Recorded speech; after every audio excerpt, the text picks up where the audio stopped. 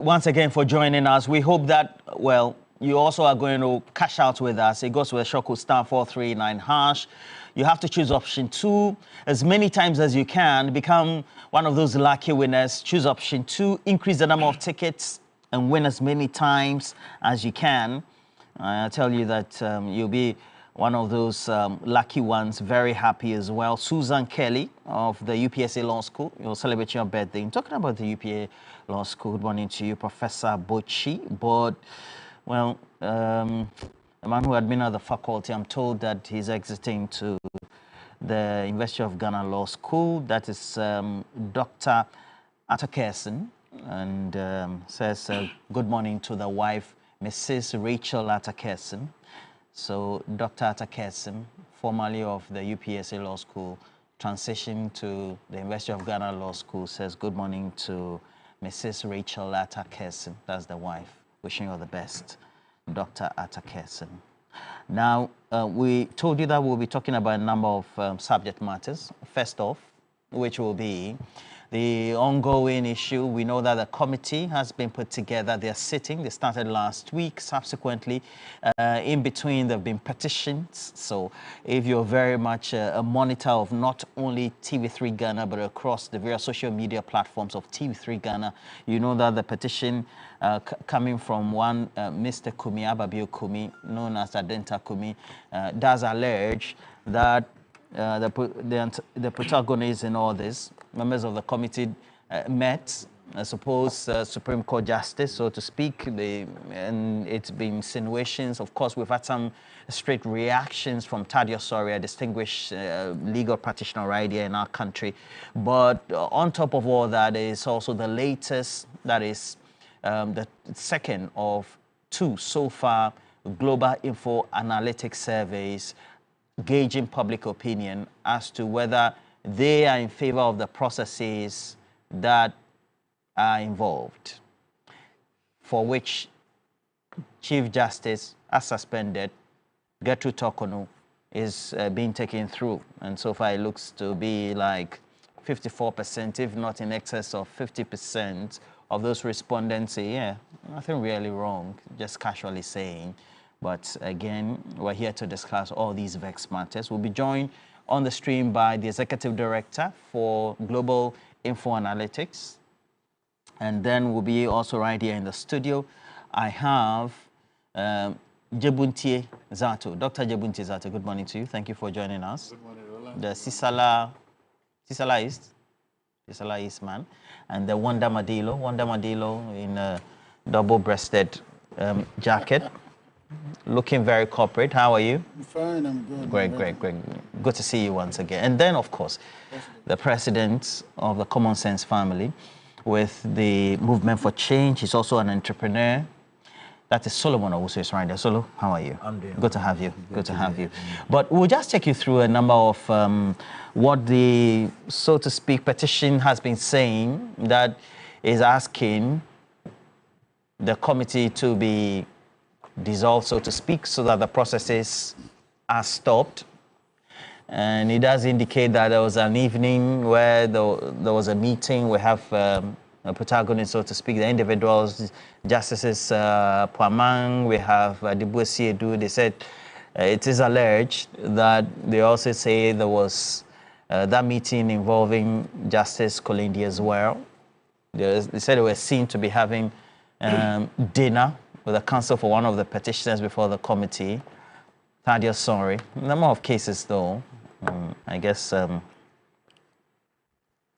Saba case, then the Salah case, then will put into matters into perspective. It was also said to be a meeting of some justices, so to speak, but the two scenarios may not necessarily be the same. But the meeting, they said, excited the curiosity of some persons in the restaurant. Indeed, they were overheard discussing matters relating to the petition, so to speak. And here we are today. And, well, the petition is to the president, is that not? And Adenta Kumi. Yes. Ababio Kumi, as I rightly mentioned his name. Alfred Ababio. He's your friend, eh? Yes. Oh, okay. Ababio Kumi. Okay. He was one of the contestants of the primaries for the parliamentary candidateship of Adenta, and I remember. Very strong gentleman, very vibrant as well. strong in the constituency. And so that also means that it dovetails into the latest petition survey by Global Info Analytics, and they have the reputation for that. Musa Dankwa is joining us. Musa Dankwa, good morning. Please, okay. Good morning, Musa Dankwa, once again. Good morning. Good morning. Yeah, I wasn't hearing you the first time. Okay. That's very typical of a Ghanaian. That exclamation.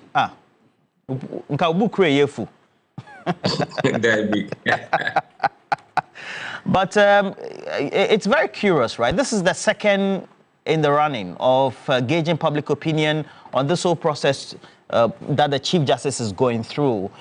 Why is it important to gauge the public opinion vis-a-vis the processes that are being undertaken? Because we're at the committee level, the probing is being undertaken. Right. Thank you very much. Public opinion is public opinion. Public opinion is not supposed to shape the legal matters that is currently ongoing. But it's always important to understand where the public stand on some of these public issues. If you remember, when the issue started, we did a poll that showed that about 52% of Ghanaians were in support of the processes that were initiated for the removal of Chief Justice, supporting the process. But in between then and now, there has been a major decision that has been taken by the president, and that is the suspension of the Chief Justice after a prima facie was said to have been established by the Council of State. So she was suspended. So we wanted to know whether the public support the suspension. So we went back again in the field. Sampled about 2,558 Ghanaians. And then this time around, slight majority, about 53% support the suspension. Remember, 5-2 were supporting the process, and a little bit more now support the suspension. Does that mean that they support the actions of the president? Because I'm asking this question premised on the fact that there's been a lot of criticism, even inundation of the courts, just to injunct the process and questioning the decision of the president as taken per the advice of the Council of States, in that process also informing the committee subsequently.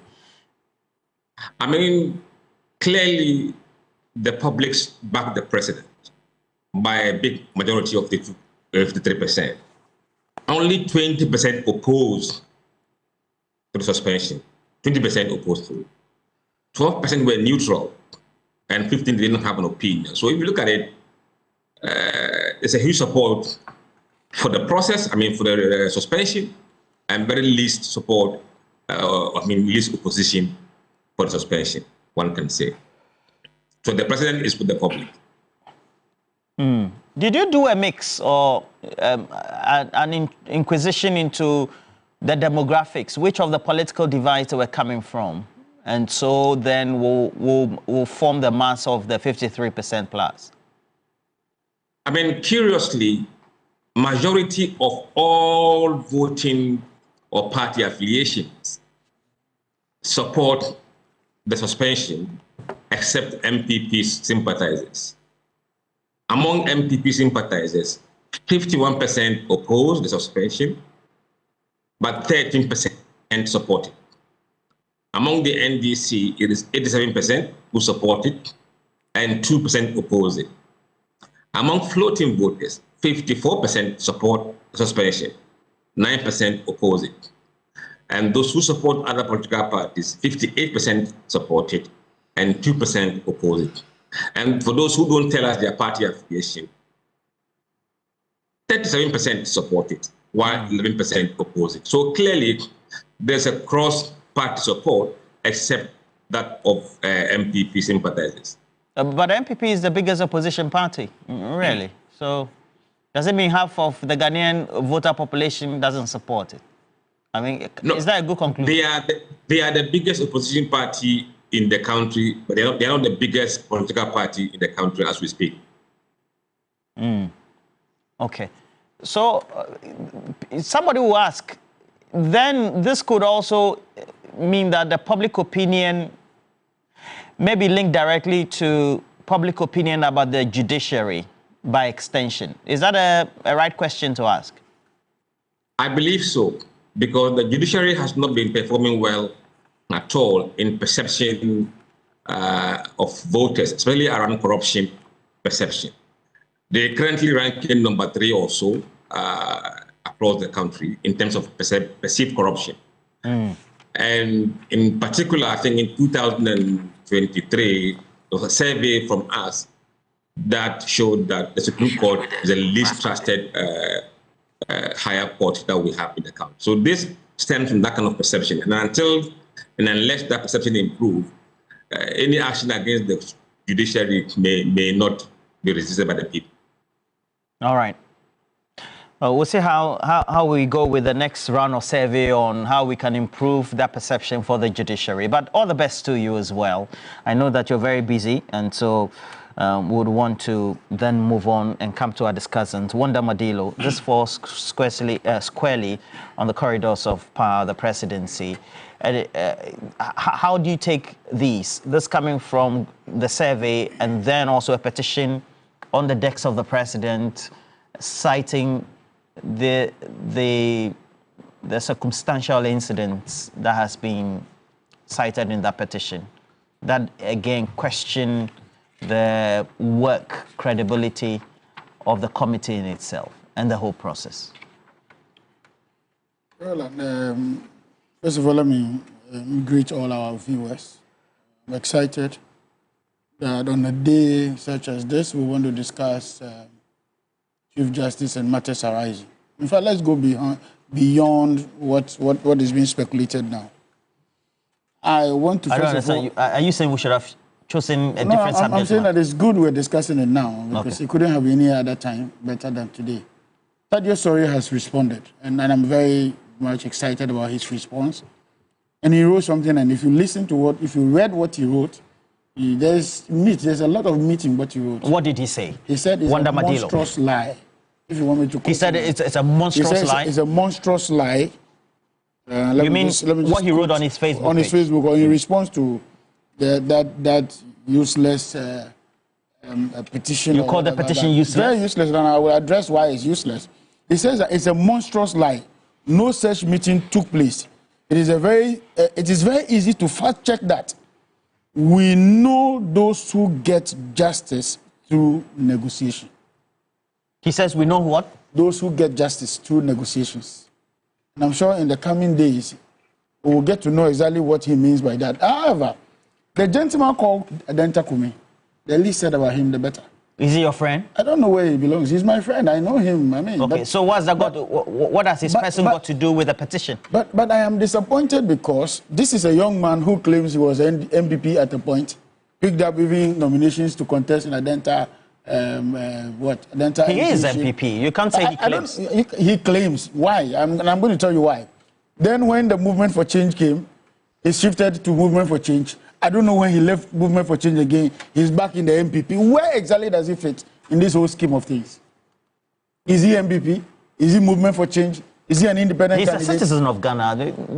That should be outrightly the most important. For such a person whose credibility is questioned about where he belongs, you think I should be worried about what he says? This is somebody who wants legitimacy with the MPP now. You say he's not trustworthy? Is that what you're saying? He cannot be trustworthy. He's not trustworthy. He knows that for a fact, and everybody knows that. This is somebody who is jumping from one party to the other. In the last 2 years or 1 year, he has been in about 4 or 5 parties. So where does he belong? How do we take on your own credibility into vis-a-vis what you're telling us today? You are talking about credibility, that there's a meeting that has gone on. And then he tries to say that it's in Santoku. Do you remember that 2 days before now, or before when he did his petition, the MPP said they are not going to Parliament, and that they are going to wait until President dissolve the committee, and that they should stop that of the committee's work before they can go to Parliament? Excuse me. I know that Adenta Kumi is struggling to find credibility.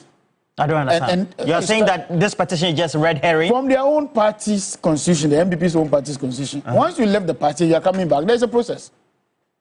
There is a process. So I don't even know whether it's MPP or NDC or whatever it is. So this is a young man struggling for credibility. And we do, the least said about him, the better. We are not going to have time to discuss. Are you on a tangent of trying to tarnish the messenger instead of looking at the message? I'm not tarnishing. This is record. Is that what you have to do? This is public record. Public record. It's been one time MPP, another time Movement for Change, another time Independent, another time now he's MPP again. Really? This is the person we want to discuss? There are more juicier, more, real issues, credible issues to discuss on our platforms, not Adenta Kumi. Adenta Kumi, please. Now, I am happy that Judiciary has responded. And he has responded in a manner that is very subtle. He has responded in a manner that is very clear, at least to all well-meaning Ghanaians. How do you just get up and write a petition and say, you saw Judiciary? Judiciary one time used to be the lawyer for the Ghana Judicial Service, if you care to know. He's not one of those lawyers by the roadside that are begging, to earn a living or to negotiate a transaction and all that. In any case, the people in the case, the people who are handling the case are 5. The panel is made up of 5 people. You are claiming you saw 2 people out of the panel, including our own Justice Yoni Kulendi. This is somebody that if I were family members to these people, I would have been pushing them to go to court and punish this boy for throwing out that lie of an expose. That you saw people in Santoku restaurant and then they were having discussions. To the extent that he even said that the discussions bordered Santoku. Santoku? Yeah. Santoku restaurant.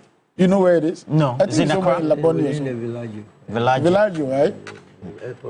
Then he claims that he actually heard them discussing the case. Can you imagine? He didn't say they said the bystanders as well as the witnesses. So whatever it is, he's placed that in the record. Because if he's invited today to speak to that issue, is he going to be speaking to What's your point with that? My point is that this is a young man struggling for credibility. This is a young man trying to look for acceptance in the MPP. This is a young man trying to please somebody out there. This is a young man who is struggling to understand what is happening even around himself. So I cannot, waste our energy time around this time discussing this Adenta Kumi. You think it's frivolous? The actions are deliberate? Sent or, calculated by himself or trying to get public attention and all that. Whatever it is bogus, is useless, is reckless, and I think that is unfounded. And this is not something we want to discuss on a platform like this. Adenta Kumi. I mean, he should come again. We need somebody better to have a discourse on some of these issues. If, say, Roland, you go and make some of these allegations or, petition the president, we can have a discussion on that because we can trust your credibility. The messenger is as good as the message. You are saying that I'm trying to tarnish his reputation. No, I am not tarnishing his reputation, but I know that the messenger is as good as the message. Adenta Kumi. Adenta Kumi, yes. How about you, Kumi? For a fact. You now want to mention all his full name. His name is Adenta Kumi. Alfred Abebio Kumi. And then he calls himself Adenta Kumi. So please, let's not waste our energy on this young man. He has nothing better. So you rather focus on the public perception, the 53%? Is that what you want to talk about? When Adenta Kumi is raising key issues? When it comes to law, the constitution of our land, it has no relevance what anybody thinks. The law is the law.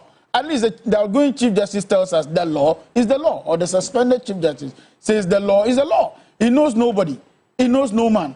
President Mo said that it doesn't matter whose horse is God.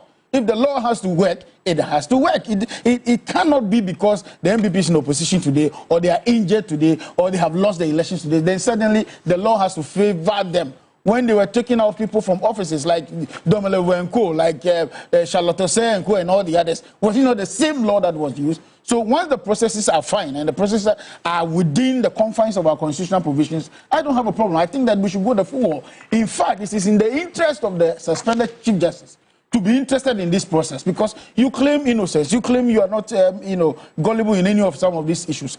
What it is that then go to the committee, make your case, make it as strongly as you can, present your evidence. If the committee exonerates you, why not? Why not? It's the same law. You'll be put back into office, and you can continue your work. But to the extent that we are going to be discussing these frivolous allegations by... Frivolous? Very frivolous. Wanda Madilo, very frivolous? Very frivolous, very pedestrian. Insinuates or alleges in the petition that he saw a group of people and identifies the perceived justices. No, in one breath, he says that the Chief Justice, Acting Chief Justice, the other one, Adibo, right? And then Yune Kulendu. He's claiming he saw them and they were spotted. Then in another breath, he's saying that bystanders, bystanders, without pictures, without any evidence, even if there were pictures, today in the world of AI, today in the world where if I had a meeting with you 10 years ago and you bring it up today, I'm able to tell where the pictures or when it was taken. So please, let's ignore some of these things. They are too much noise. You are mentioning AI. Yeah, it's too much noise to even worry ourselves about. Adenta Kumi. Please, let's get somebody better to do this. If the MPP ever needs somebody better to do some of these things, they should look for the right people, not this kind. He's not only MPP, he's also an individual citizen of Ghana who has his rights enshrined in this very constitution. This is feeding directly into the MPP propaganda. It's feeding into the MPP narrative. It's feeding into the MPP lies. It's feeding into the MPP, what you call lame excuses for the removal of the Chief Justice. Did they not know that the law is the law at the time they were doing what they did? Did they not have this constitution in their mandate within their purview for the last 16 years of their political governance since '92? So what happened? All of a sudden the constitution is now bad and we cannot use it. They will have to wait and see the full. We are not in court with the MPP. Please, let's be clear on this. The law is the law, and we are in court because something untoward has happened. And the constitution says if that happens, this and this is what must be done, and that's what's being done. Why are we wasting our time discussing Adenta Kumi, who has lost credibility amongst his own family members? Why are we discussing Adenta Kumi when he has lost credibility with himself? Why are we discussing Adenta Kumi, who doesn't even know where he belongs in the political landscape of this country? Why? Adenta Kumi.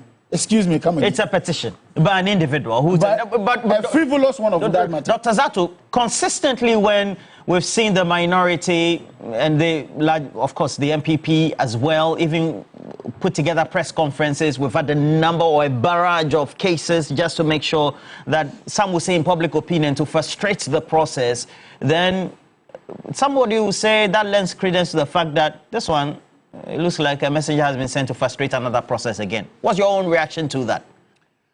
Thank you very much, and good morning to you and to your listeners. My position on this is known on almost all on this platform. I have said again and again, the Chief Justice is a goner. I have said the process is the weaponization of the judicial system to get the Chief Justice out.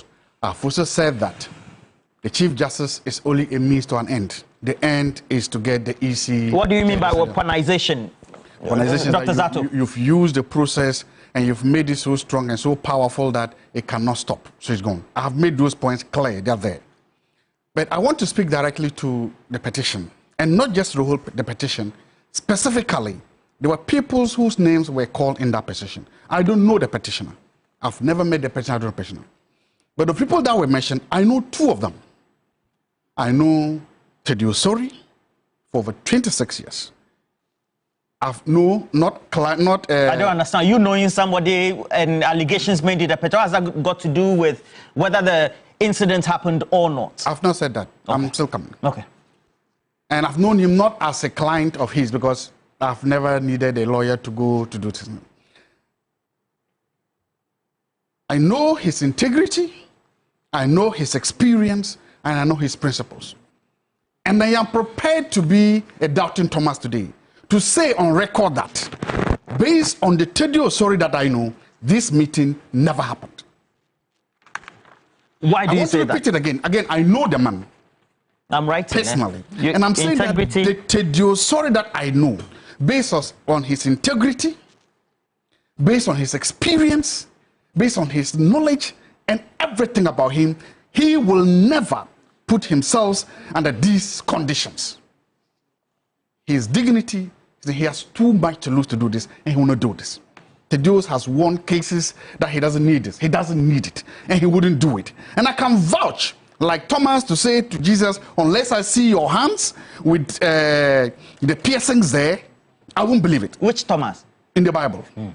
So, we've just finished Easter. So unless and until I can see a video recording, and if you can prove to me that that video recording is not AI generated, then I won't believe it.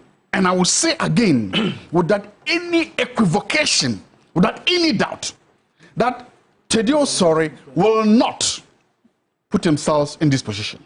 Does it mean? He did not do it. Does it mean? Again. Does it mean? Put Teddy own comments on his social media page for perspective. Quickly, Brenda. Does it mean that it is a monstrous lie? No such meeting took place. We know those who get justice through negotiation is right by Teddy.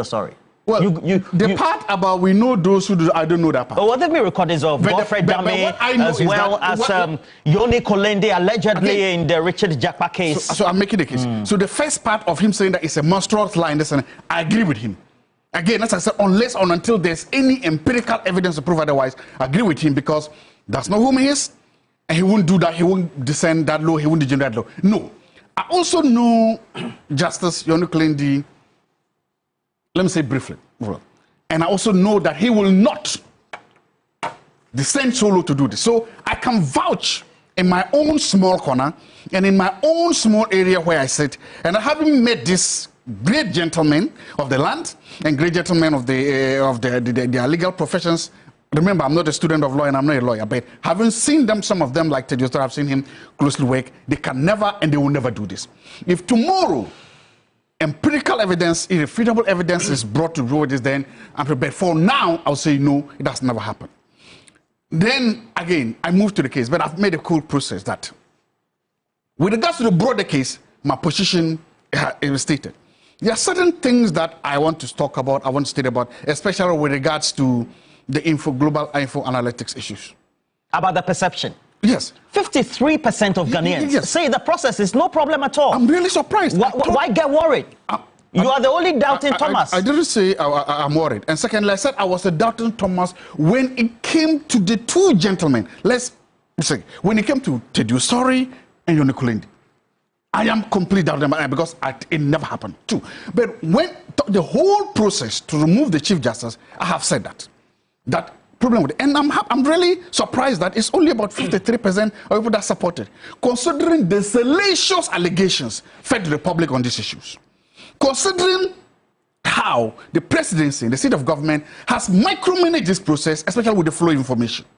That a prima facie has been gotten against this person, yet only 53 of the person approve it. It's really amazing. Because I would have thought that it should have been a stampede. I would have thought that, considering what has been put out there, it should have been 70 to 80%. Why should we have 70 to 80% based on your own margins to be supporting? No, because in relation to public opinion of Ghanaians, Dr. Zato. I'm telling you why. Why? Because so far the public has been fed one side. Who has fed them? I don't know.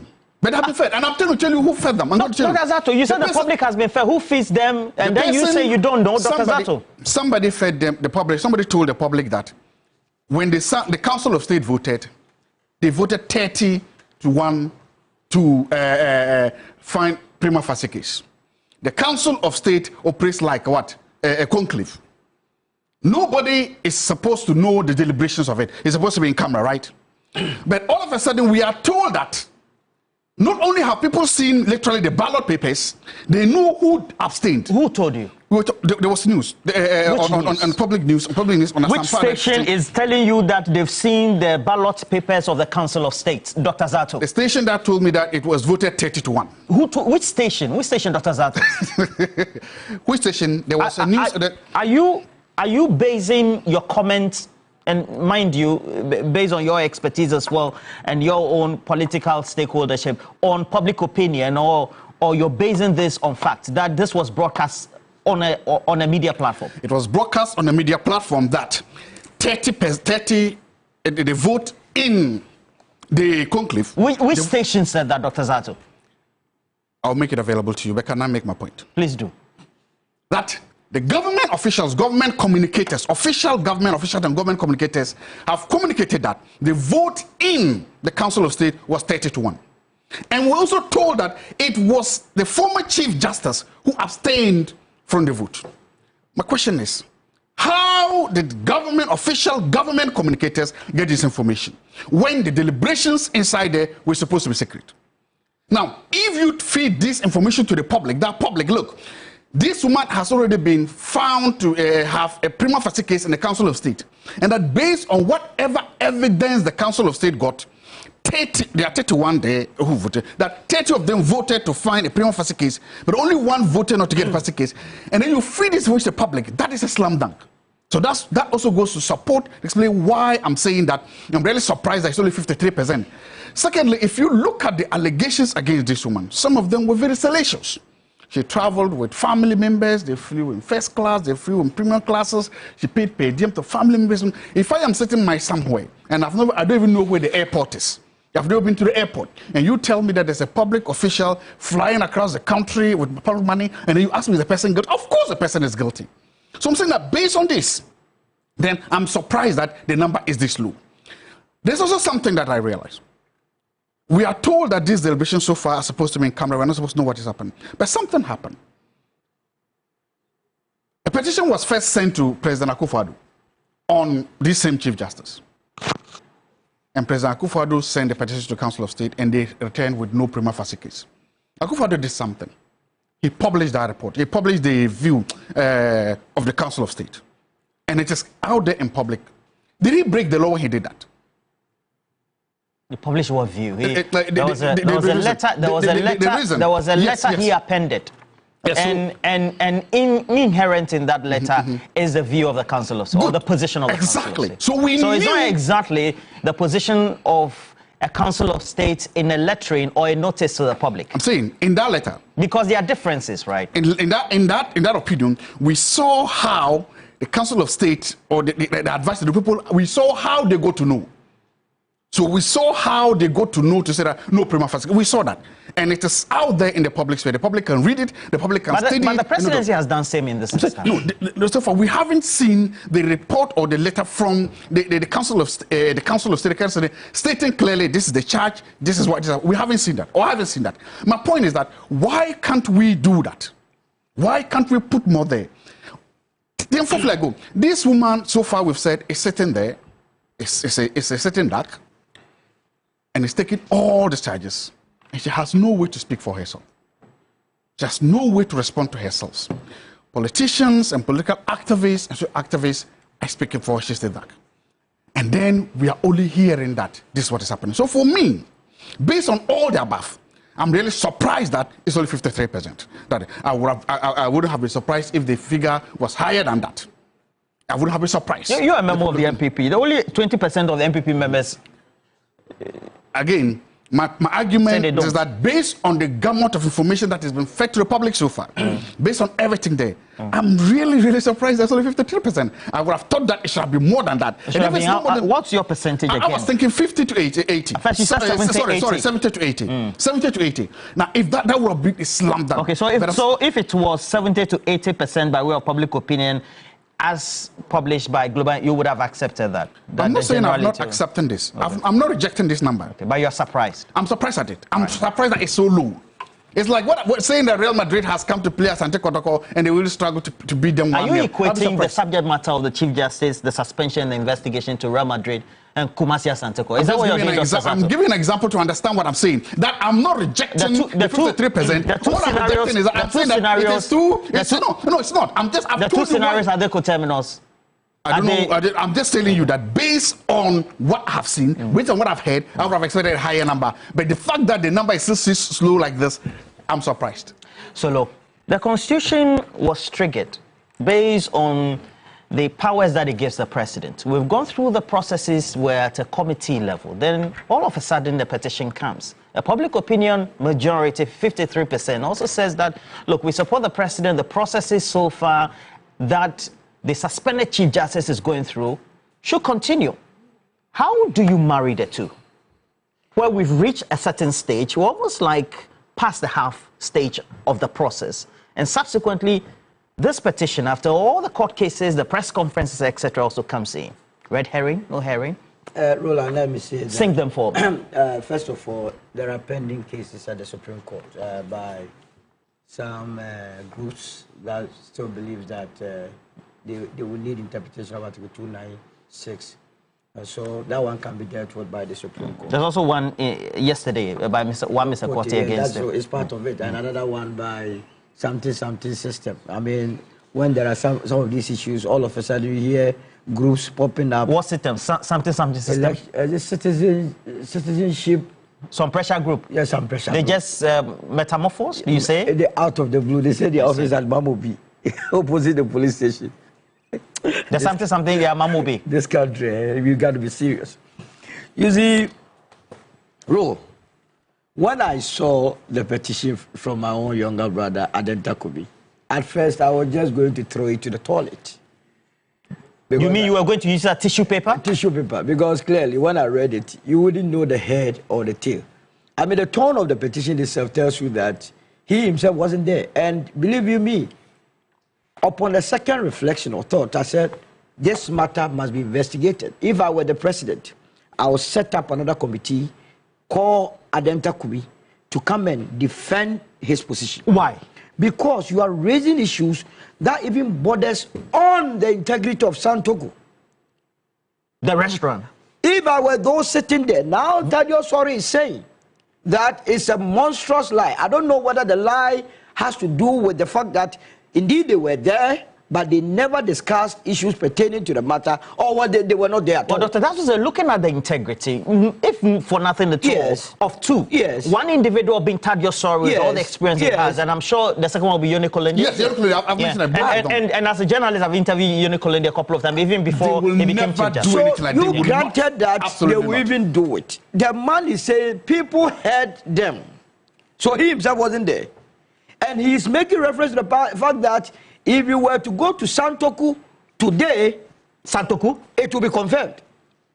So who in Santoku, if I came to Santoku to come and eat, was that information released by the staffs of Santoku or who else there?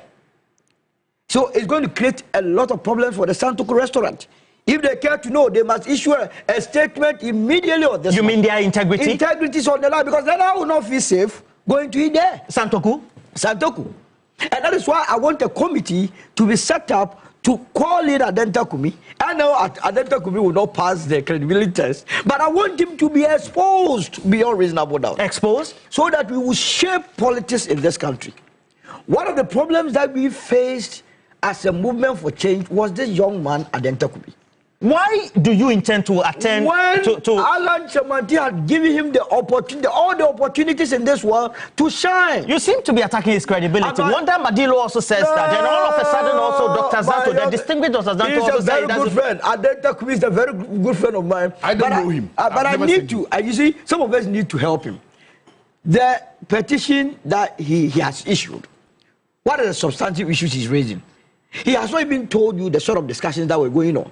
Whether they were discussing how the matters will be dealt with at the committee levels or so. All he's saying is that two people, as part of the committee, went to eat, and that the whole entire committee members must be scrapped. As Santoku. What sort of life is this? Now you don't tell us the conclusion of their meetings. All you are saying is that the president must dispatch with whatever is going on. See, it is Justice Gertrude Araba Tokono that we are discussing. If anybody is affected by any meetings anywhere, it has to be Justice Tokono who has to file a petition and then asking people to recuse themselves from whatever committee or so that they are sitting on. Not Adenta Kumi. What is Adenta Kumi is taking this?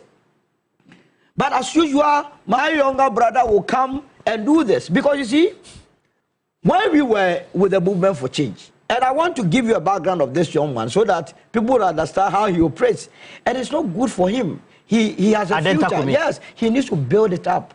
I'm doing this morning with pains because I know him. But I need to also help him out. When he left the movement for change, immediately went and swindled MPP members that he has brought on board 6,000 members of the movement for change to the MPP. Huh? Adenta Kubi. Now we asked him, where were the 6,000 members that you brought? He said, oh, very soon you will show them. Till date. No, he went away with only 6 members. You understand? He has no such capacity. But you see, the second aspect of Tadio Sorry's message or Facebook post is why I am saying that there has to be a thorough probe. Why? He said he knows people who procures judgments through what? Negotiations. Negotiations. That is a bomb. That is a big one. You mean that even should be the focus? It's a serious matter. It is. Then Judiciary must help all of us out in this country, because we cannot be in this country. I have told you my personal experiences in the court. How can I be sure that tomorrow, if I'm going to court and there is a lawyer involved in the matter, that lawyer will not go and negotiate? So that whether or not the lawyer has a the client of the lawyer has a very bad case, it will not be negotiated on his favor or in his favor. And that is why we need a full probe. Adenta Kumi must come in. Judiciary must also come in to help the people of this country identify, mention, name and shame on the negotiations. On the negotiations, so that this country will be saved. Because you see, it is one of the cardinal principles expected of every Ghanaian, that you try to name and shame those that are destroying the integrity of this country. By doing that, we would have saved the judiciary. Other than that, what I've said, Adenta Kumi has no credibility. Now, to go to the polls, I don't know, honestly, the relevance of some of these polls. Because if Musa Danka went and did a poll, and it came out that less than 1% of Ghanaians did not favor the removal process, would he be concluding or telling Ghanaians that because majority of Ghanaians do not support the removal process, the president must defy the constitution of this country and then let go the CJ? Is that what the indication is? I disagree. Even if 0% of Ghanaians disagree with the whole process, the constitution is the constitution. The law is the law.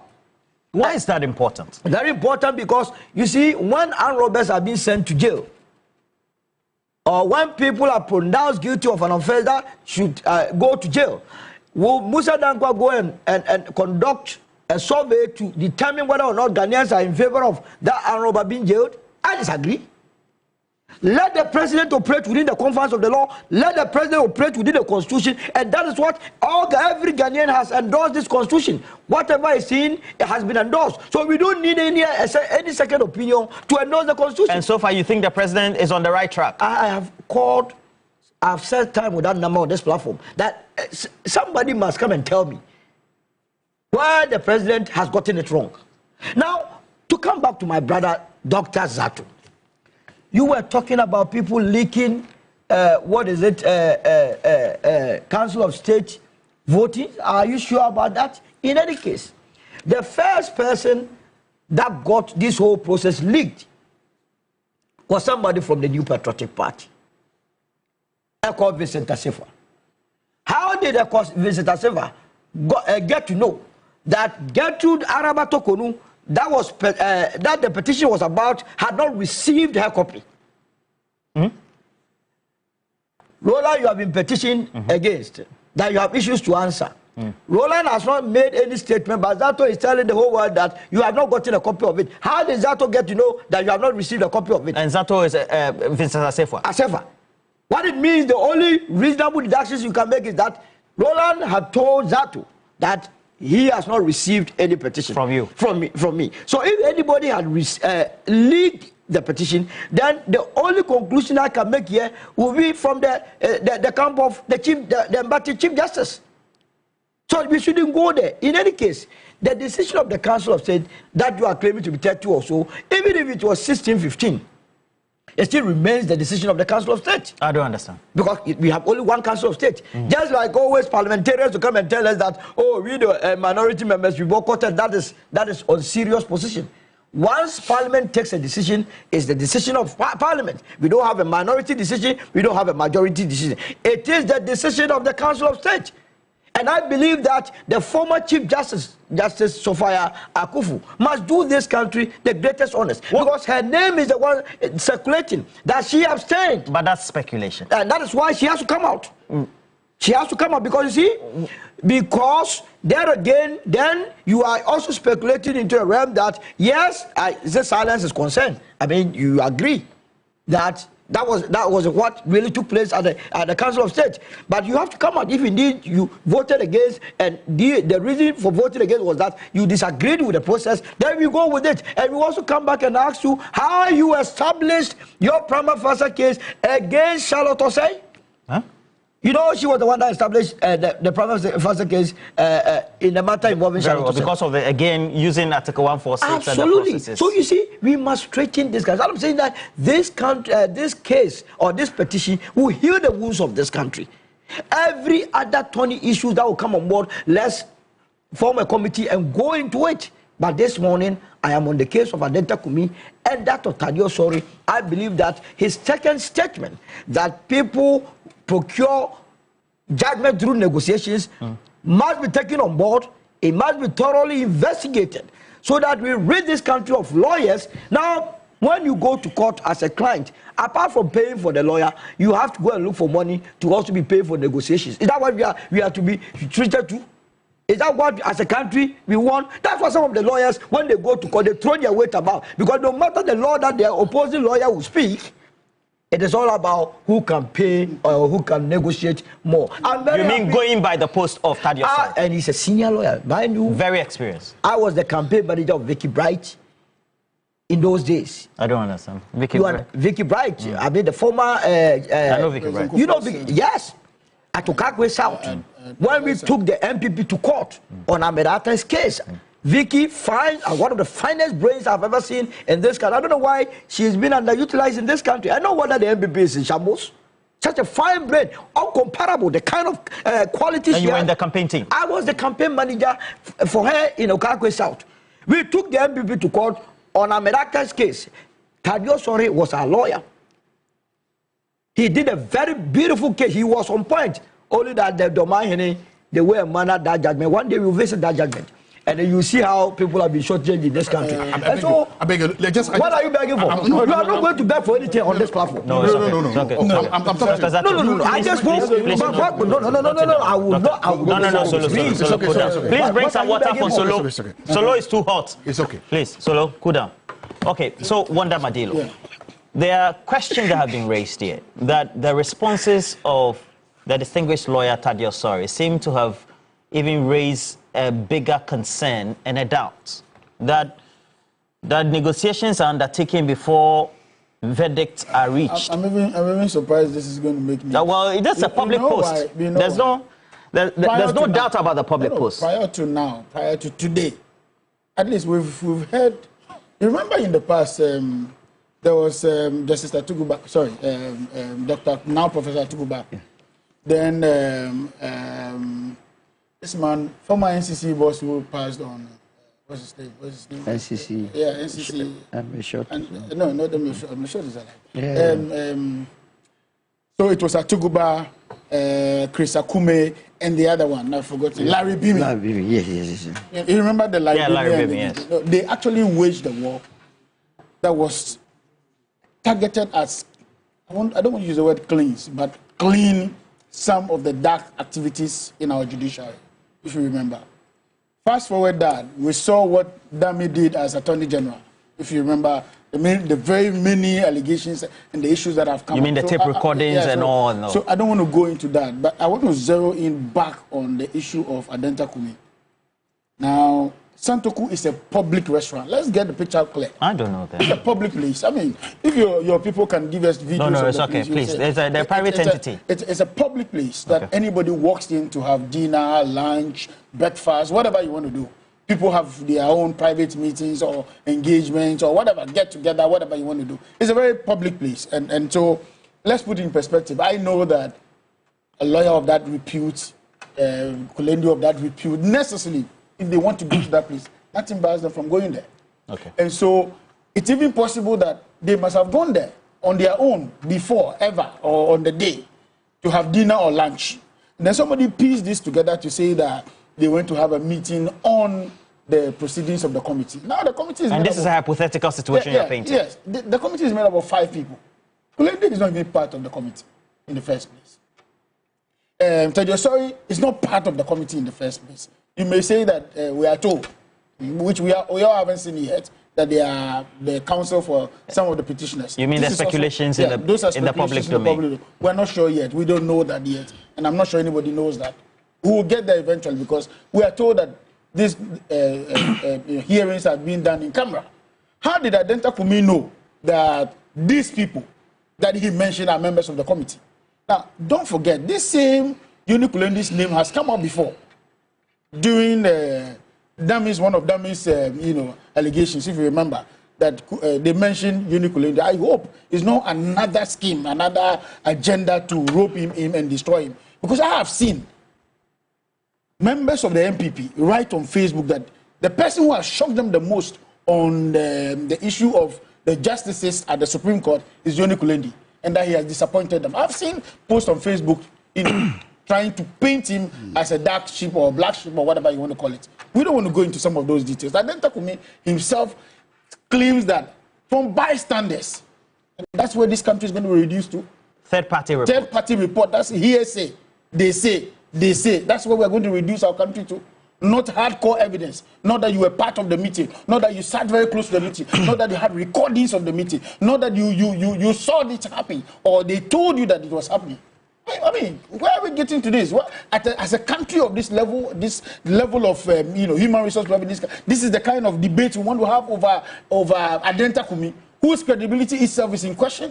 So please, let's not get into that level. I mean, I don't want us to get the presidency to be worried about this useless petition from a young man who is struggling to find his own feet in life. Now, going forward, the restaurant in question, he says that the restaurant must issue a statement and all that. It may be fine, it may be right. But I think that the people who are mentioning it should take this guy on. Because enough of the lies, enough of the propaganda, enough of the image tarnishing, enough of You're saying even this should be escalated? Yeah, it should be escalated. It should be escalated to the point where he comes to give maybe Unikulende at his position now as a Supreme Court justice may not be able to do that in his private capacity. But people should take this up. I mean, it's embarrassing to get to this level. Let's not reduce our politics to this level of lameness of the mind. It's getting worrying. Zato, you wanted to make a point or an interjection. I said, I beg you, it wasn't to stop you from talking. No, you know that. I just wanted to make an interjection, but you took it. Oh, he's not. That's okay. I'm not annoyed. You asked me for evidence when I said that the voting in the Council of State leaked. This is a story on Ghana Web. Or the date is Wednesday, 30th April 2025. And the headline is this: 30 in favor. So Faya Kufu abstains. How Council of State members voted on Tokonu's prima facie case. I'm going to go down to a particular this was okay. Despite he said that some government officials, including Sami Jemfi, acting managing director of Gold Board, National Communication Officer of the NDC, have maintained that the investigation process has been fair and non-political. The president forwarded these petitions. I'm now quoted. Quote: the president forwarded these petitions to the Council of State in accordance with the law and also to the Chief Justice. Out of the 31 members, 30 voted for an investigation into the petition. These are eminent personalities, not partisan or political exposed people, he said, unquote. So, Honorable Sami Jemfi, who is the communication director of the NDC, is quoted in this story as telling us that 30 members of the Council of State voted to establish a prima facie has been established. Yes. Tell them, how did he get the information? How did he get the information? Because my understanding, is that the deliberations of the Council of State is in camera. So nobody knows and nobody sees that. And how did he get this information? And so far, the Council of State has not come out to deny or issue a statement to say that, well, this is wrong. This is not how we voted. The Council of State has not said that. So long as this is supposed to happen, it means that right now, the record is that 30 voted for, 30 voted against. No, 30 voted 30 voted to establish a prima facie case, and sorry, 1 voted in respect. My question then... Or you wanted to say 30 voted against the Chief Justice? Yeah, no, they said 30 voted to say that a prima facie has been established. 1 abstained.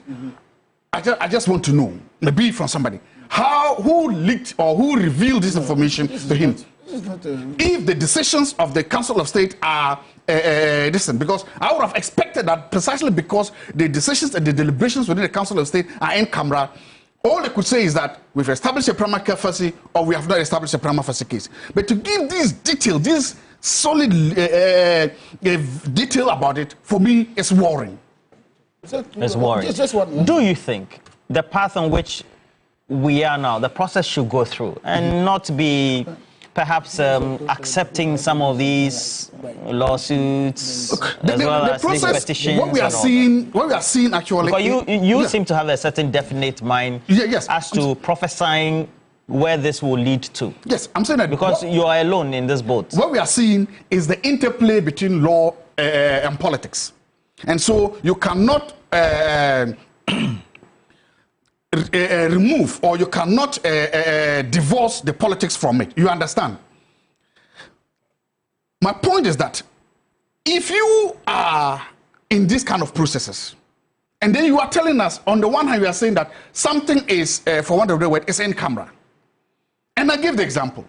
There's the issue of the conclave that we just had. All we had was that Habamus Papa, and we've got a pope. And when there was no pope, there was black smoke. Nobody came to tell us to serialize how the 135 cardinals voted. Here we are serializing it. And then you put this information there you feed this information to the public. That look, the Council of State made up of elderly statesmen and women have voted to convict this woman. And then you now go and carry out an opinion poll based on that. Who went to carry out? It's a Global Info Analytics is a reputable... I've not said they are not, have I? No, I've no question. And Global Info, I'm saying that this was information fed to the public before you put out the poll. So by the time the poll was going onto the field, by the time you were asking respondents, they had already consumed this information. The information has already said that the woman has been found to have a primary case by a respectable body. Then you ask me, well, now that this respectable body has found this woman, should the woman be? Of course, it's the easiest thing to do, because and also you didn't go and other snippets of that were said. Somebody asked me a question. Kindly ask if the respondents were made aware of the petition and the Chief Justice responded before their opinions were sought. Somebody asked me that question. I don't know, but those are also things you have to. For me, if today the committee is sitting down in camera, we don't know what is happening there. Then the committee comes out and tells us that a prima facie. Me, I'm going to... you see, I don't bet. I don't do betting. But this one, I'm going to pontificate. And I'm going to hypothesize. This is my hypothesis. This is your betting odd. You mean this is your odd for the betting? Yes, even though you don't like betting? Good. I've never betted. This is my hypothesis. My hypothesis is this. The committee will find the Chief Justice guilty and recommend him removal from office. That's no news. I'm saying that that's my hypothesis. So even though the process is starting, and even the process began, I can hypothesize without any equivocation that the conclusion is known and that this is what the committee would suggest. And that's so we should be allowed. We can talk about the legality, but we'll talk about the politics, and that this is a foregone conclusion. Solo, to cap it all, it will mean that we need to perhaps try to delineate where the politics is, the public opinion is, and let the law be the law, is that not it? No, even if we have to quote the suspended Chief Justice. The law should always be the law, and it will be the law. The truth of the matter is that some individuals are trying very hard to make it political, so that it turns out to be the usual NDC, MPP politics. And that is the more reason why some of us are around, to take the politics out of it. We submit ourselves to judges every day, for them to do whatever they want to do to us. A simple matter of go and meet a committee and explain yourself. All hell is breaking loose. The woman has not gone to the committee yet, but people are able to predict what will happen. What have they seen that we have not seen? Maybe Dr. Zato has seen that she doesn't have a good case, and that is why she's so bold enough to say that the woman will not survive it. So be it. That should be good. You mean he has a third eye? Yes. He's a political scientist. He can see through it. He has read the petitions. He has seen that the woman has no case. In one breath, he was saying that... So you are saying that it is his academic conclusion rather than his prophecy that he should be saying? Maybe both. He's using both. He has a third eye. And so if... I'm a soothsayer. If the CJ will be listening to him, then she would come and understand why I've been calling on her to resign and go and negotiate her exit. You understand? You think that's a better option? As I keep maintaining. You keep mentioning this. Why is that a better option? You see, to go home with the integrity intact, she must do that. But if she would deny herself, if she will allow these political hot-headed guys and ladies around to be pushing her. Now, you see some of the issues that are coming out. You mean, I don't understand. You mean people like Dr. Zato are leading her on? You know, Dr. Zato has concluded that she will lose. So he has been frank with her. It's very good. It's a good advice. But the truth of the matter is that where she is taking the country to may not be good for her. So she has to resign and keep the sanctity of the judiciary. What do you mean by that? By that, what I mean is that now you see issues of contracts are coming on board. Have you heard of the sole sourcing contract or so for the daughters? You heard about it? Yes, I did. Now people are digging her. If you don't take care, matters that your minds are off it. As an embattled chief justice, people will go and bring it. Mind you, the time she was the CJ, she had a lot of enemies within. A lot of enemies within the judiciary. The judicial. Not everyone over there loved her. And whatever you do as a public officer, there are traces. And that is why I have been advising. Because where I sit and what I read through the lines and what I know in the system, it will not augur well for her. And that is why I've been advising as someone that came from the womb of a woman that, hey, let's pause it here. Go home and enjoy your retirement. But if she would allow herself to be pushed into the arena, my God, the sort of things that you hear, maybe the judiciary will not survive. Well, the committee started sitting last week. Yes. You think that even amid the ongoing sittings of the committee, she can still take that option? Yes, I mean, if she has good negotiators, I don't think the government is that wicked not to allow for negotiations. It will be in the interest of this country. I have been appealing to this government that once that channel of communication is open, the government must allow it so that she exists quietly and peacefully for us to have one full piece of a country to move forward. But where we are going to, she has to think twice. Those that are behind, their names are not being mentioned. Those that are pushing, those that are doing all this petitioning, those that are the faceless people that are not affected directly by the petition, their names are not being mentioned. Every morning, which name do you hear? Tokonu. The husband has become a passive casualty. Even the Gertrude it doesn't come out clearly. It's the Tokonu. So the Tokonu family will continue to be berated with some of these issues. Why wouldn't you end it at a point? Through no fault of theirs. If she needs a negotiator, I can elect myself and go in and speak. Your position is quite very baffling position. I just if it's possible, can I react? This is a chief justice who believes that the law must take its recourse. The law will take its recourse, but the law also makes room for negotiations. Even people that have stolen. Really? You know, the chief justice, the attorney general is saying plea bargaining. There's plea bargaining. Why wouldn't you negotiate your exit? You understand? It happens. I gave you the case of A. Fortas here some time past that he left. Okay. No, it's not yet a criminal issue, so there's nothing like plea bargaining. But of course, he can. No, he was talking generally about the law. Who resigned before he could be taken through the process. Yes. I forgot it. But Roland, I'm worried that Zato is worried. You know why? He's not worried. He hasn't expressed any worry. He said he was worried. He said that the decisions of the Council of State was leaked. And that how did that come out? And that it was supposed to have been in camera and all that. But I'm worried that he's worried. You know why? Because almost all the leaks that we have had have come from the MPP. And I can list a number of them, including when the 5-member committee itself that is investigating the case started. Paul Adomochi was able to tell us the lawyers for the petitioners. 2, he actually mentioned the venue. But journalists get information on it. I'm coming. He mentioned the venue of the meeting. We get information. And he went further. No, I'm coming. And he went further by saying that on the first day of the sitting, the Chief Justice, the suspended Chief Justice, was not even at the program, and that she was represented by her lawyers. That one is not supposed to be an in-camera issue. the journalists were inside the hearing room to know who and who was there. So you see, we are close by. We have that is interested in that. Even before this petition came out, who leaked it? Same MPP. Same MPP leaked this information that the Chief Justice is being investigated. There's a committee, petition. Even made a public appeal in Parliament that the President must give, a copy of the petition to the Chief Justice. Soon as the copies were given, in fact, on the day that it was being given, I remember the President cautioned her about leakage. And here we are. Everything in the report is now out. And per his own view, we now know everything in the report. And he's worried about what's in the report. We'll discuss it to the end. Thank you. Look, he said he knows about the last part.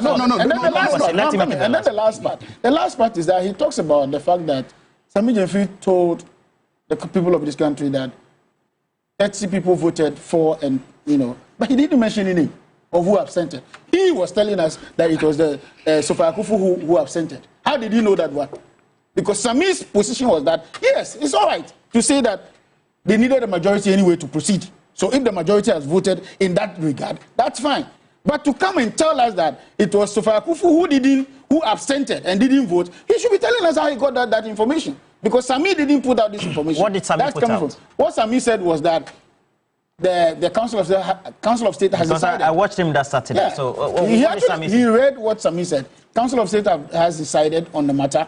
30 people have voted for the process to continue, and the other one absented. That's all he said. But today on the show, he's telling us that it is Sophia Akufu who absented. How he got that information from his likes, we don't know. I'll just answer him. This is the headline. Are you going back to the Ghana web? No, this is the headline. I read the headline, so I don't know where you're going. No, this is what the headline said. This is what the headline said. I allowed it because I also watched. You asked me a source, and I'm telling you the headline. The headline says, the headline says, 30 in favor, Sophia Akufu abstains. That's the headline. So my point is, and you see, you want to go there. I know enough not to question a journalist for his source. All over the world, no journalist will tell you his source. I will never ask a journalist, where's your source? But I also know enough to know that if the communication director of the ruling party reveals something, he is not a journalist.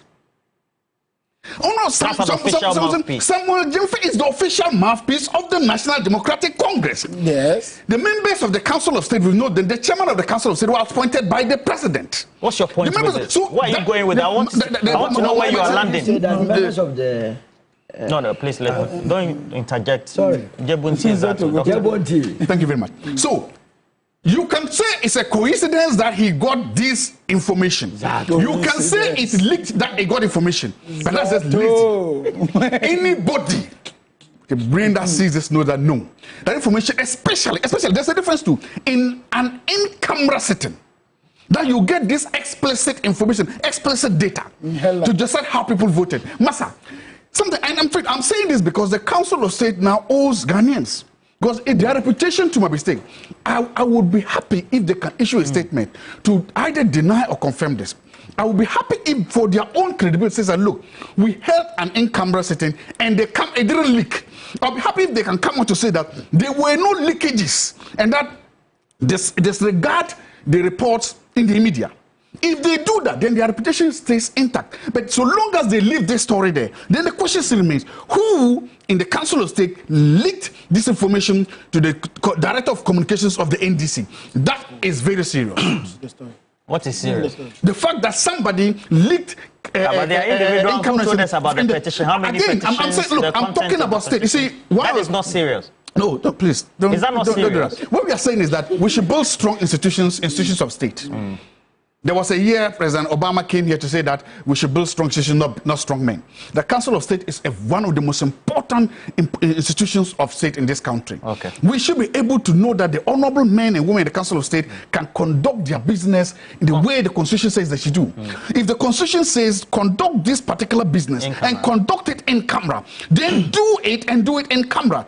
Do not come out of camera and then later we now get to realize that they came. Imagine if today the Catholic world was to get up and realize that 1.4 billion Catholics. I'm a Catholic. I was even an altar boy. I attended a junior seminary. I almost became a priest. Something happened. Something happened. Something happened. I met a very beautiful woman, and she said yes.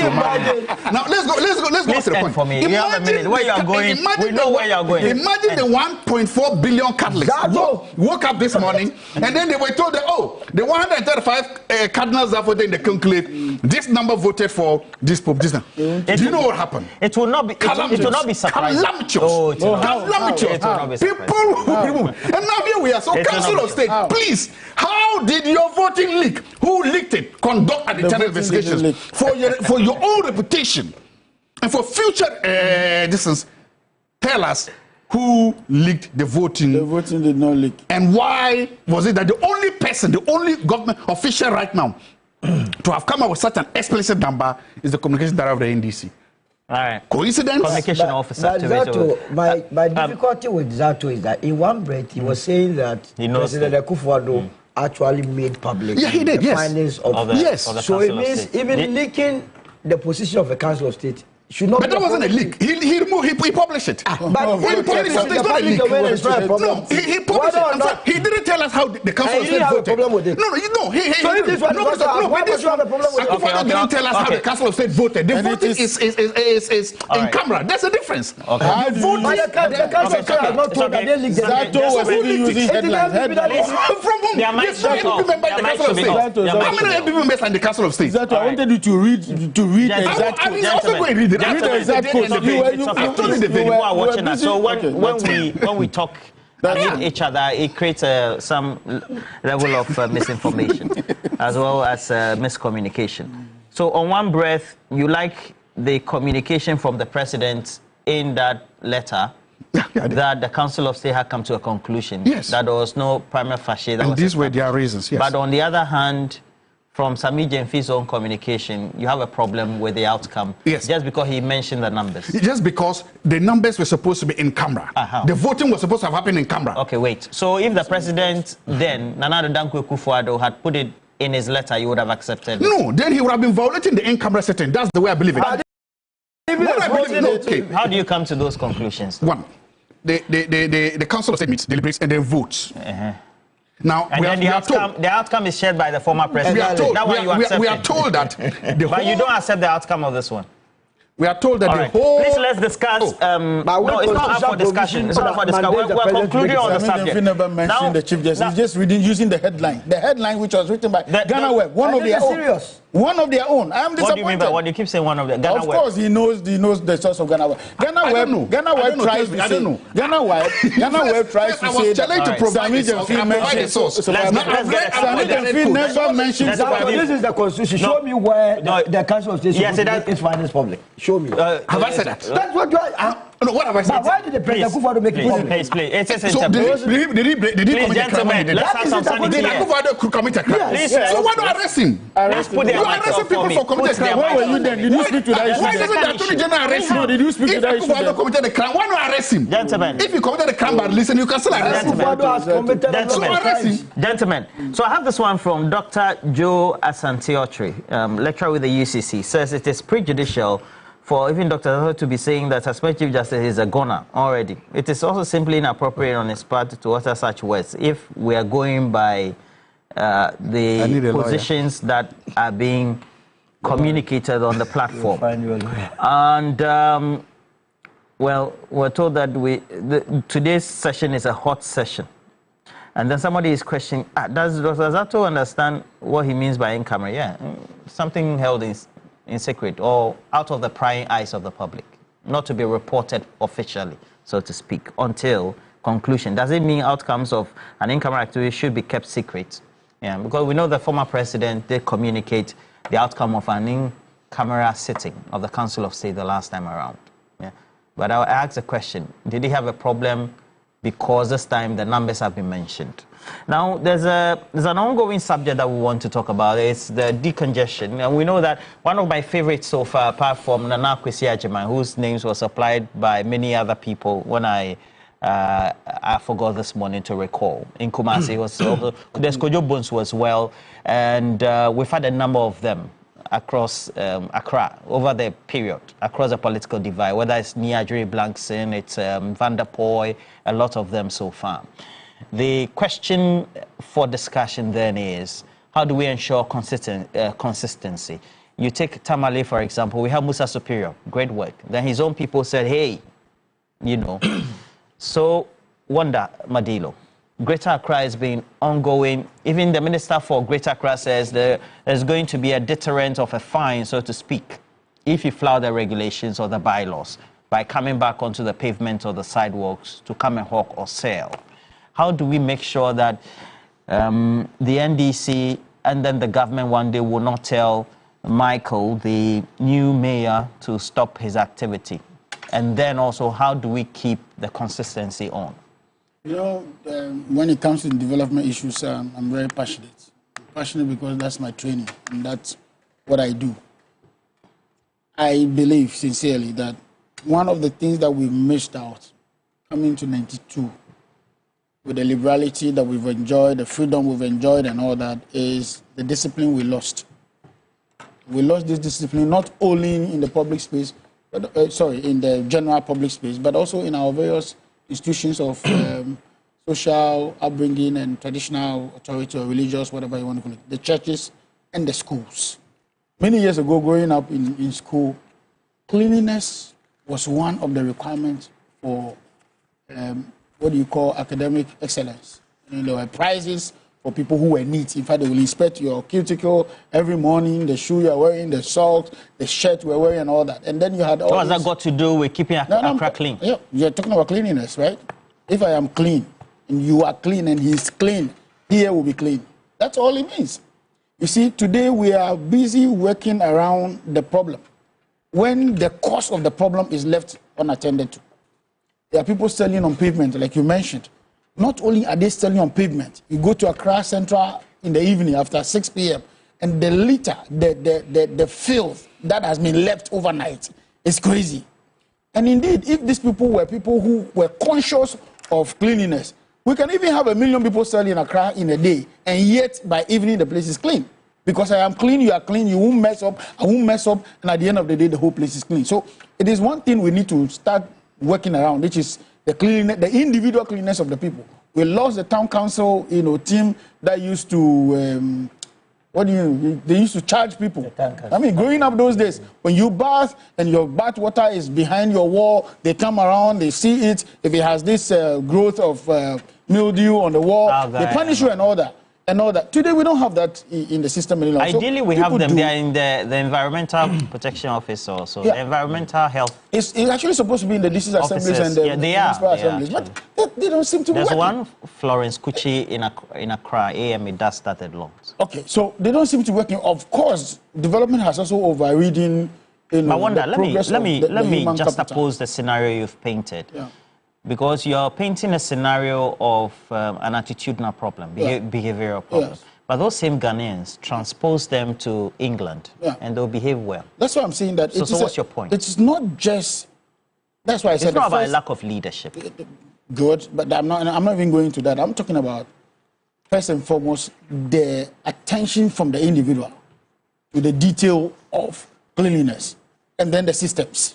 The systems you will talk about, maybe the infrastructure for refuse collection, the dumping sites, and then the various people involved in the chain of cleanliness. However, even if I have all the systems in place, and you come and mess the whole place up, so the system should always clean it up for you when you can reach out, because the dustbins don't walk around. They are positioned at a certain place. Somebody must make its way to the bins. And so it's a two-pronged approach, the people and the infrastructure. What we are seeing in Accra is the two together. Every year, the Odo River or the Odo Drain is choked. We drive by, we see it. It's choked with so much sand. It doesn't have a free flow. Nobody talks about it. When it's getting to rainy season, then we hear about some dredging activities going on and all that. Now, not only Odo River. You go to Ashaiman, it's the same. I mean, I'm not going to cite anybody. That's very true. You go to Ashaiman, it's the same. You go to Tema Central, the Central Market in Committee 1, it's the same. You go to Agbobloshi, it's the same. You go to Central Business District, it's the same. And so, indeed, we are at a stage where all the district assemblies will now begin to work around this issue. And I'm happy the president just announced to them that they would be fired or promoted based on their sanitation, appreciation of sanitation in their various, district assemblies or municipal assemblies and all that. Look, if we are able to solve this challenge of filth in Accra, the flooding that we are seeing today will be gone. Because a lot of the times, it is the gutters that are getting choked. Sometimes it's not even the non-availability of the drains. The drains are available, but they are choked. And watch almost all the places that were flooded. Apart from those places that were failure from the planning department of the various MMDAs, the problem largely has to do with the human factor. For instance, earlier before the show, we were talking about Lakeside Estate. There's a filling station that has been built right entering Lakeside Estate. That used to be a collection point for water. Today, the place has been filled up. A filling station is built on it. And it's been built, I think, some 2 years ago. Well, to get a filling station, you have to go through processes. So the question is, who gave the permit for that place to be built? But that's a leadership. In 1995, Ghana suffered the very first major, what you call, water or flooding issue. The whole of Jowolo, the whole of Alajo. That was when it cannot be the first major. We've been showing clippings over the last week from 1959. When we say major, 63, infrastructure is then hurt. I'm not talking about just flood. Okay. Flood that destroys infrastructure. You remember there was this popular case when Abedpele's cars were floating over the water. And around Tetukwashi there, about around where Bayview Hotel, Seacaps and Co. used to be. There was a major disaster in 1995. Then fast forward, even the June 3rd one in 2015. Yeah, 2015 was also a major one. So there's this circle of that. Every 10 years, Ghana suffers that because we're developing without having the infrastructure to back it up. You go to Kaswa, it's a flooded area. Weja, it's a flooded area. And yet people are building. People are developing the places. So I think that we need pre-planning. We need to pre-plan the environment, the various communities before we allow people to start selling land. Our chiefs are also selling land without recourse to the planning department in the various MMDA. So indeed, some of these things can be resolved, but it has to be resolved vis-a-vis the people and the infrastructure provision to resolve them. So he started from behavioral, comprehensively put, but at the end of the day, there's a leadership action. And, well, they say leadership is everything. And, leadership is close. And at the end of the day, we need to make sure we're consistent. Why haven't we been consistent over the years? Thank you very much. I'm happy that this young man, new mayor, is putting his reputation and his political clout and his honeymoon to achieve this. I'm happy that he's, for want of a better word, risking everything to achieve this. That is good. I'm cheering for him and I'm supporting him and I wish him well and I want him to succeed and I hope he succeeds.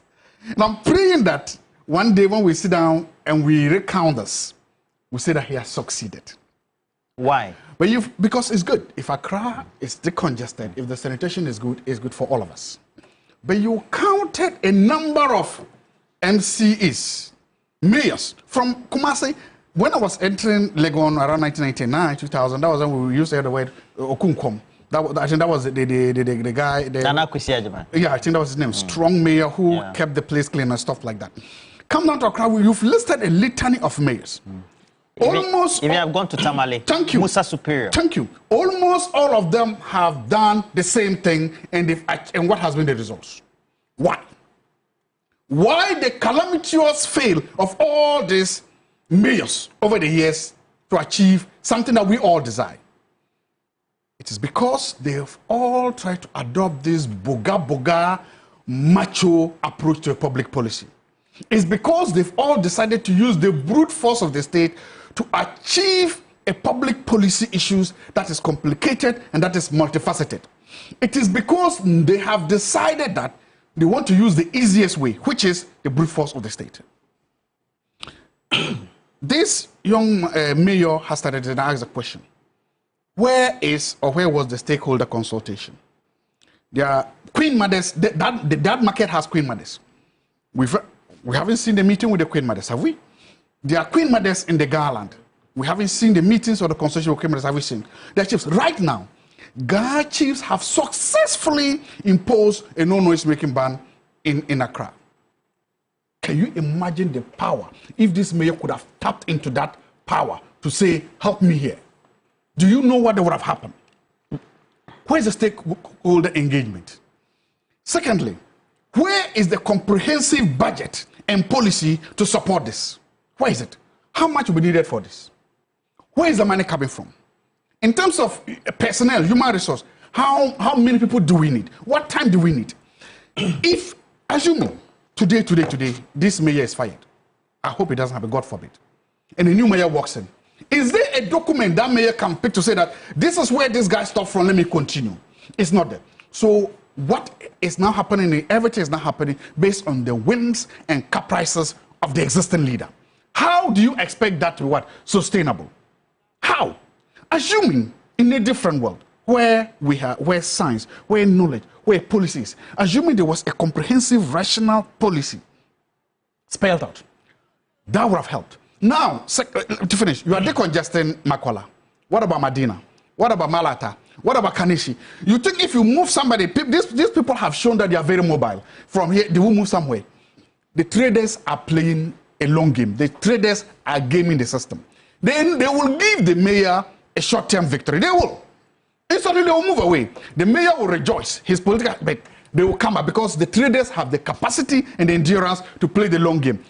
Mr. Mayor, can you play the long game? Okay. So all he's saying is that the traders, after years of experience, have stamina. They'll wait for you with bated breath, and they know when to strike. Thank you. Now, is it at the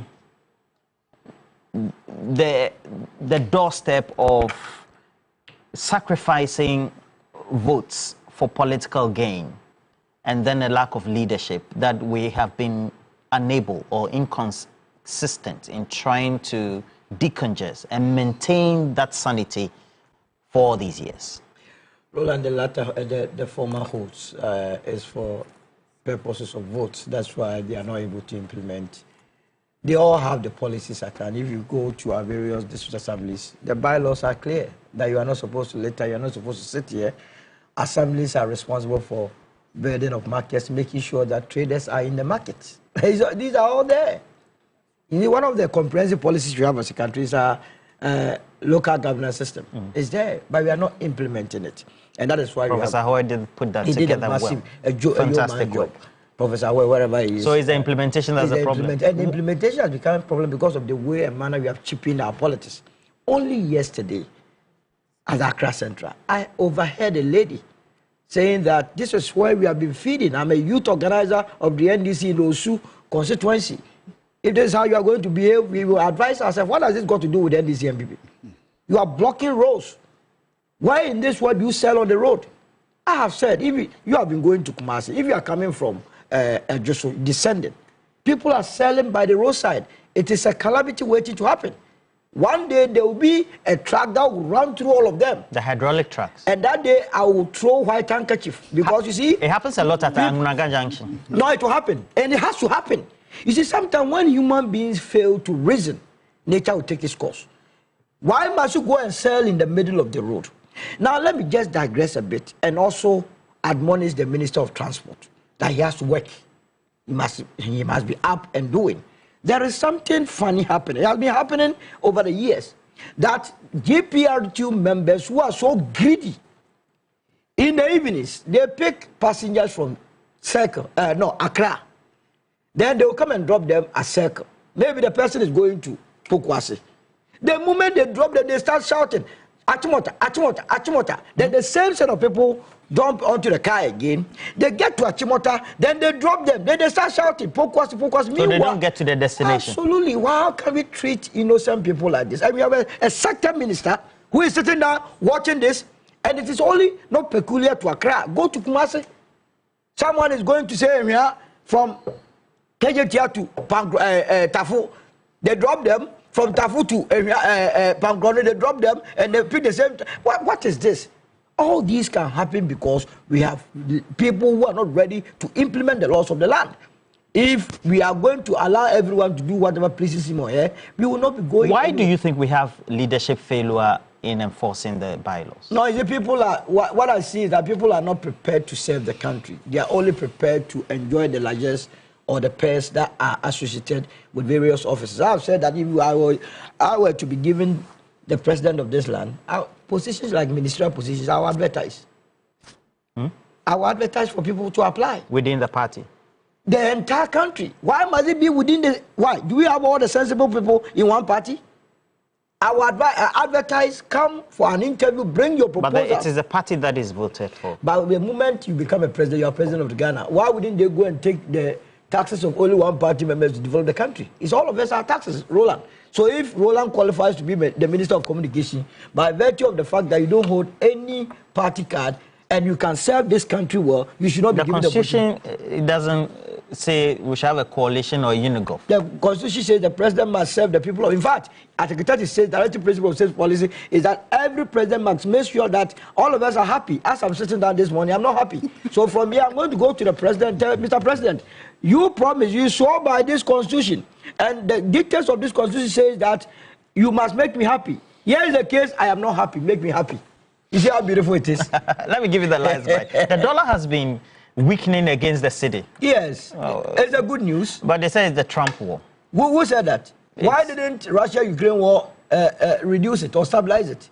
Every war is war. As we speak, Russia-Ukraine war is still persistent, and the dollar is falling. You see, I have no difficulty praising this administration if the dollar is stabilized. In the same way, when it begins to rise, I will come here and then bash the governor of Bank of Ghana. So I don't have any. In any case, it will rise. I heard the former the flag bearer of the MPP in the last elections, Dr. Mahmoud Bawumia, says that he hasn't seen any policy that must solicit for any applause for this government.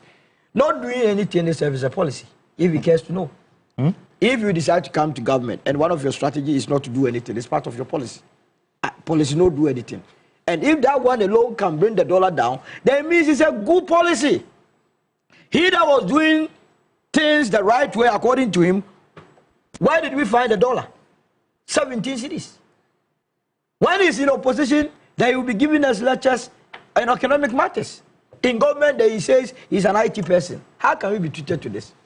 This is not fair to the sensibilities of the people of this country. Thank you. Solomon Owusu, thank you very much for coming. And then Wanda Madilo, and then Dr. Jebunti Zato. Thank you as well. It's been a very insightful morning, interspersed with... incoming MP. So when we come Sisala East. Sisala, he'll be contesting the primaries of the MPP very soon. So good to have him. Party and join my party.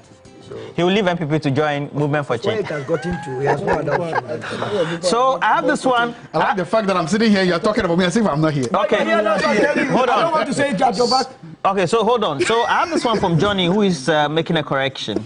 Johnny, speedy recovery to you. I know currently you've been admitted at a hospital, so you're unwell, but speedy recovery. I'll try and pay you a visit. The place is called Jo Wulu, which means the Great Valley, and we don't expect it to flood. It was just a name.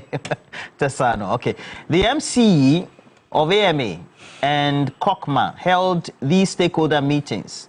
They met them last week and zoomed into action this week. AMA has since been divided into smaller pieces as well. We have AMA, COCMA, LECMA, LANDMA, LANGMA, Weja, Gbawe, Gan West, Gan South, and so on. Yeah. Now, Prince Nanaya York says, Prince Nanaya said, before you get to Kuchipa, you would have paid 20 Ghana cedis instead of 6 cedis. My friends still complain. KJTR to Santase, and then they will drop you. Santase to Kokobing, they will drop you, and it continues with 5 Ghana cedis loading every stop. Yeah, happens all the time. And Courage Kotoka says, please tell Mr. Solomon Owusu to come and join Managana. And then Mama War of Yasogli State.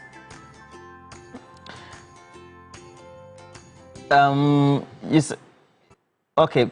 This one is coming from Nana Gazo, who says, Madia Zomo. What does Madia Zomo mean? Is it? Madia Zomo. Madia Zomo. Good morning. Good morning. Okay. Sisala say Madia. Then you say Madia Pana. Good morning. You say okay. The man who changed because he met a beautiful lady. Nana Gazo. He's calling. You're calling. I didn't get a call. I didn't even get a missed call. This one is coming from Mama. Mama says, please tell Dr. Zato that we just need 50 plus 1 votes to elect a president of Ghana. So the polls from Musa Dankwa and the Global Info Analytics rating 53% is enough for the removal of the CJ. But even if that is what is needed to remove, it's just public opinion, you say. And this one, I like the way you handle the program this morning. Thank you very much. And that's Vincent. And then let me say 2 more, and then we can go. Nana Mapokia, good morning to you. Ni Atukwekwe, Neodic goes by the first name. The CJ issue is becoming too muddy as the days go on. I agree with Solo. She should do the needful and negotiate and resign. With the Accra decongestion exercise, I hope the mayor will keep his promise of not making it a 9-day wonder. And we have many more comments coming through as well. Shadrach, what did you say? All right. Thank you, gentlemen. All right. Please, we have landfills to landmarks who are partnering the Office of the Minister of State for Climate Change and Sustainability. And they're also supported by the British Heart Foundation. They're presenting from tomorrow a global summit. And it's on from the 22nd to the 23rd of this month. That is May 2025. And it's right here in the plush Kempinski Hotel. And it's a turning point for putting together or converging over 500 global leaders in manufacturing, recycling, investment, as well as policy. And they will gather to showcase solutions that is going to transform textile waste into circular economy value, all from sorting to retail, carbon credits, creating green jobs, among many others.